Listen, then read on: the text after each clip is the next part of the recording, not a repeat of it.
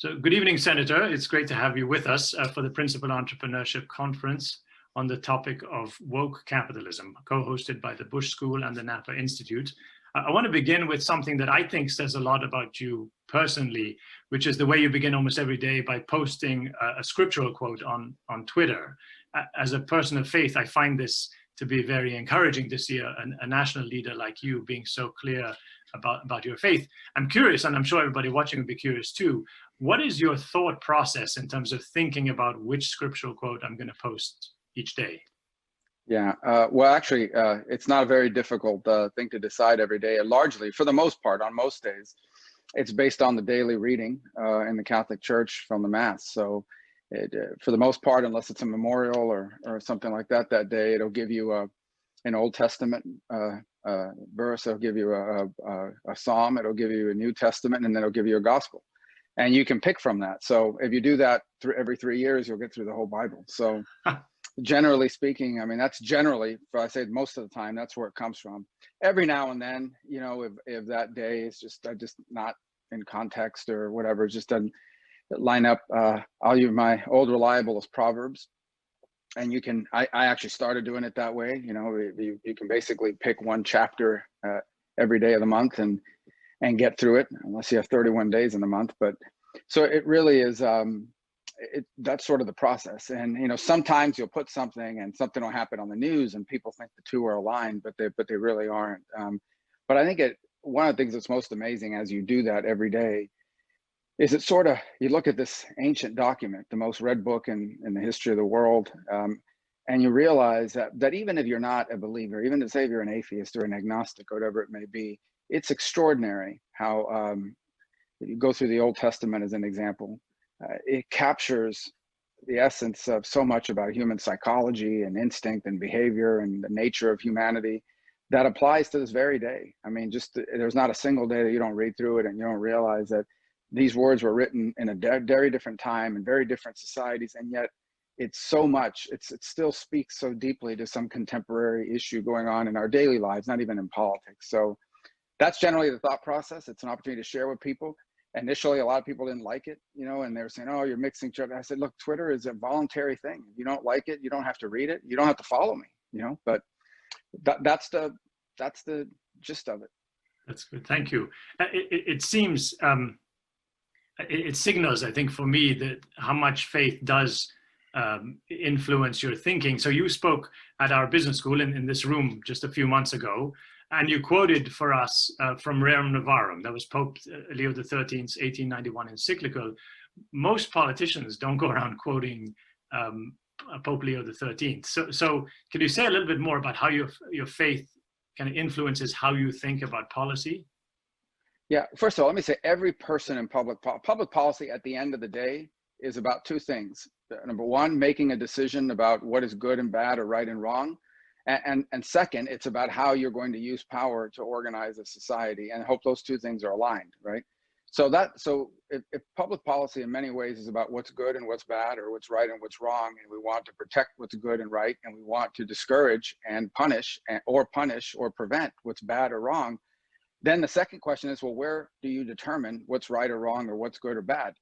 And you've got to find that from somewhere, right? No human being is born instinctively knowing right or wrong. You have to learn it from something. And in broader society today, we're encouraged to learn it from, you know, secular sources, and people have a right to do that in this free country. I learn it from my faith, and in fact, our society was founded by people of faith who drew right and wrong from it. And to this very day, much of the jurisprudence in Western civilization is built on most of the 10 commandments, not all 10, but most of them. And you know, that's where we come up with a concept that it's wrong to murder people. And that's why I believe to this day why we're a country, and many societies are a country that venerates the elderly and protects them and sees an obligation to take care of the vulnerable.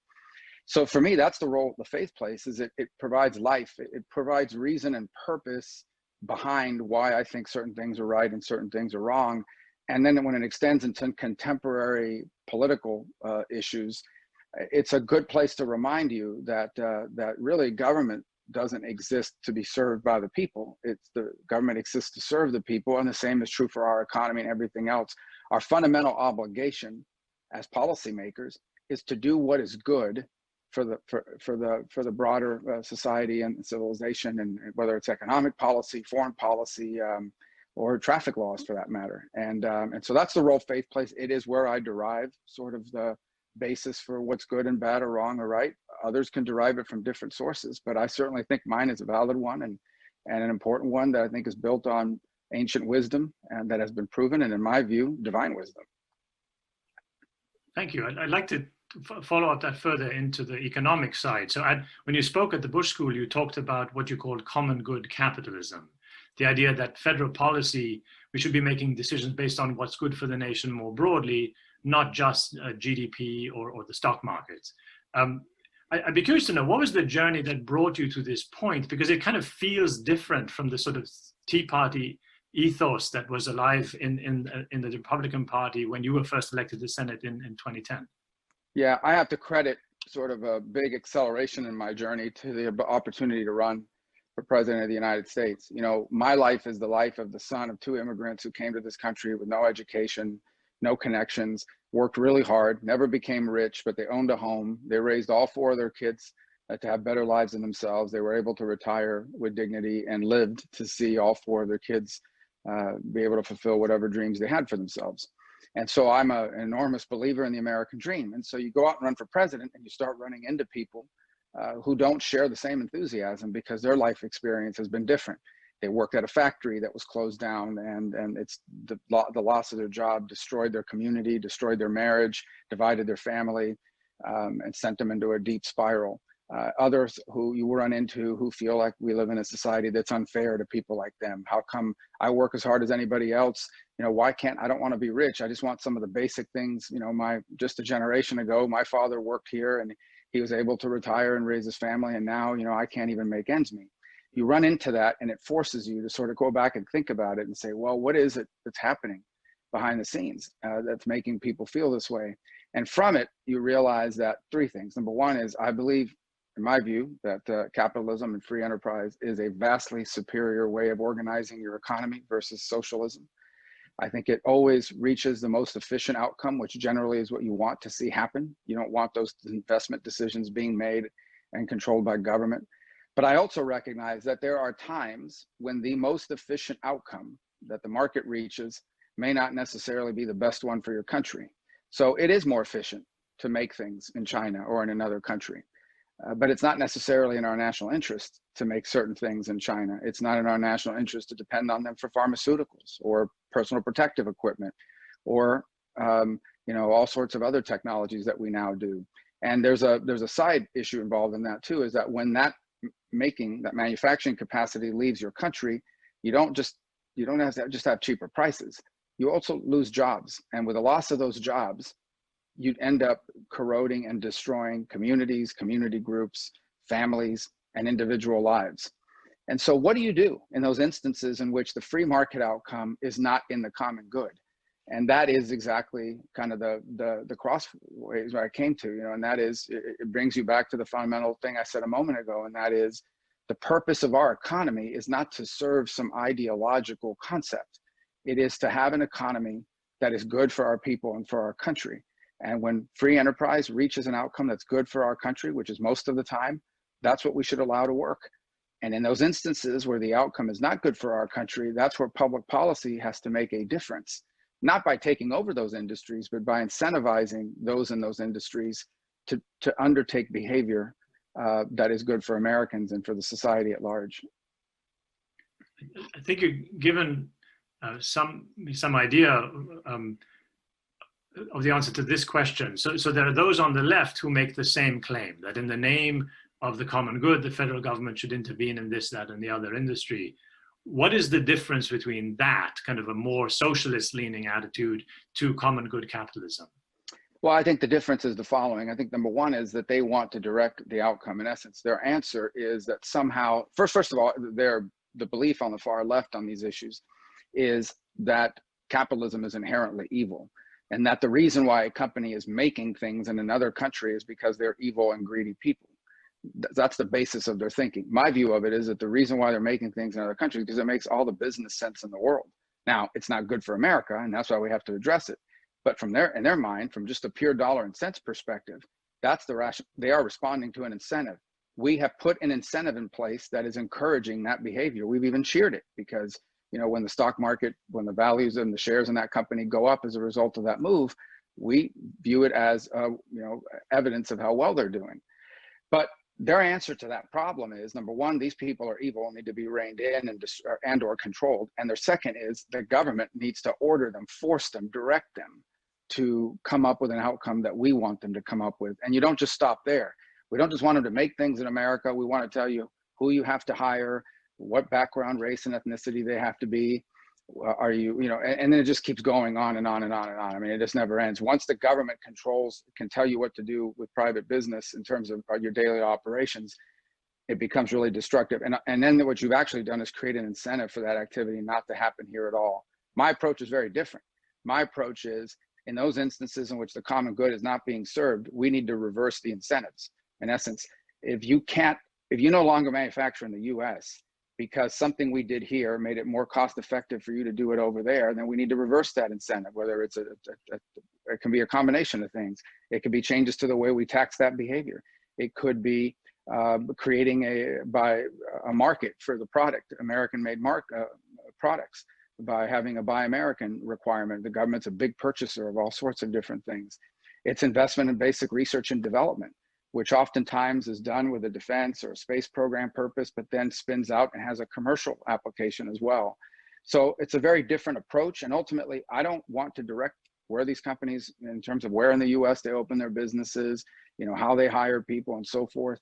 But I do want to incentivize them to do it here instead of somewhere else. And that's a very different approach from basically saying the government is going to control that industry or maybe even own it in the case of Marxists and communists. Thank you. I want to contrast now common good capitalism, which I think you've explained nicely, with woke capitalism, which is what our conference is about. So you gave a speech last month on the founding, where you push back on this idea that our nation was founded on racism, which, if true, would make the founding pretty much irredeemable. One of the things we've seen with the sort of woke social justice movement is that it affects every aspect of life, but the goals keep changing because what woke means it's changing, right? Whatever the political correct thing of the day, it's not grounded, it appears, in any objective morality, certainly not grounded in faith. So how do you think the sort of the battle of the capitalisms is going to play out? So we have common good capitalism, we have woke capitalism, we have free market fundamentalism. Where do you see this going? Well, woke capitalism is not even real. It's illusory, it's symbolic. It basically is, there's some major corporation out there, and what they view it is, we don't want the heat that comes from criticism because of X, Y, or Z. So what we will do is we will write a big check to some organization. We'll allow you to put banners on our doors. We'll make our workforce wear T-shirts. We'll have some special day internally that focuses on these issues. We'll ask people to go vote. We'll do symbolic changes to sort of pay our penance, so to speak, and make sure that we're not targeted. But in the end, they don't fundamentally change their business model. So you have these companies that are woke, but we have found that they have productive facilities and or suppliers in China that rely on the forced labor of Uyghur Muslims. And so, I mean, how woke is that?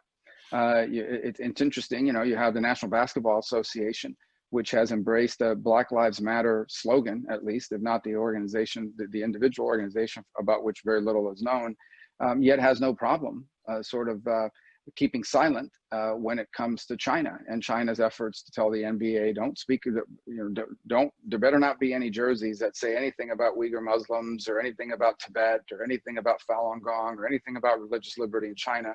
Because if you do that, we won't broadcast your games in China and you're going to lose all that revenue. So how woke is that?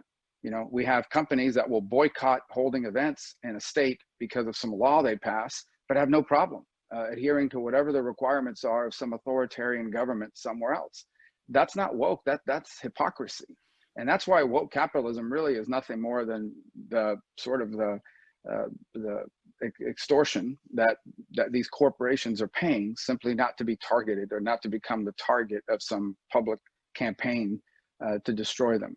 And but remember, they'll do that for the woke. They'll also do that in order to get access to some market overseas where the government is repressive, authoritarian, and abuses rights. So to counter that, I want to ask you kind of where we should be putting our efforts. You gave a speech a couple of years ago where you talked about the importance of replenishing the classic American institutions of family, community in particular. For the last 20 years or so, there's sort of the rugged individualism of the more libertarian elements of the conservative movement seem to have overshadowed the importance of community in the Republican Party and its language and policies. Where do you see this struggle now? And is the focus of the importance of community, do you think, making a comeback? Well, I think here's what's happened. I think it's really become pronounced since 9/11. So we had September 11th, then we had a massive downturn in the economy in 07 and 08, now with this pandemic, and in between massive student loan debt and so forth. So you have a whole generation of Americans who basically every major institution has failed them. They're at least 10 years behind where their older siblings or their parents were at the same time in life in terms of family formation, getting married, owning a home, being well into their career, et cetera. And this incredible sense of insecurity. And so this ethos of everybody just go out and blaze your own path in life runs into, before you can do that, there are some basic things that have to be in place. Like, do I have a place to live? Do I have food to eat? Do I have clothes on my back? And if I get sick, is there somewhere that I can be treated? And by the way, will I not owe money for the rest of my life just to get a degree? So then I can go find a job that doesn't pay me enough to pay the loan that I needed to get that degree. So all of that is in place, and it's running into each other. The sense of the individualism running into the sense and need for security. I would add to that a couple things, and that is what people want out of life is not always the same. Some people want to go out and start a business and be entrepreneurial because their creator programmed them that way. That doesn't make them better than someone else. That makes them different. And then there are people out there that what they really want out of life is they want to own a home. They want to have kids, they want to have a good marriage, they want to work somewhere where they are paid fairly and they enjoy the work they're doing and they feel rewarded and it gives purpose to their days. And then on the weekends, they want to coach the Little League team, they want to watch their kids grow up, they want to go fishing, they want to take a vacation once or twice a year, they want to spend time with family and friends. That's where their priorities are. And they just need they need to make enough money to have enough security to be able to do those things. They want to live in a safe and secure neighborhood. Neither one is better than the other. They're both valid choices. And so I think we have to have a society that allows you the freedom and the opportunity to pursue whatever you define happiness as. And that's really what we've arrived at today. And what we need to start thinking about is how can we coexist together in a society where people may have different definitions of happiness, but it can actually work out in a way where it's beneficial for everybody. So it's a little confusing and convoluted, but basically, I mean, that is the general gist of it. And I think that's been lost here a little bit over the last 2 decades.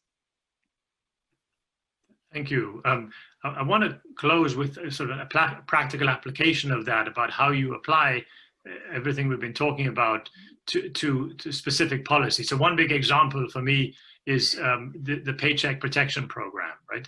Can you talk about the thinking behind it and give us some other examples of how you would think common good capitalism would look like in actual policy? Well, and again, so the Paycheck Protection Program is not something I would even support in a normal economic setting, nor would we need to.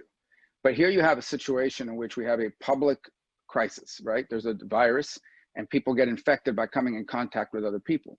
And so the decision is made that we're going to have to close some places down, like businesses are not going to be able to open. So we're telling people now, you cannot work, you cannot open your doors, you cannot make money, you cannot take in customers.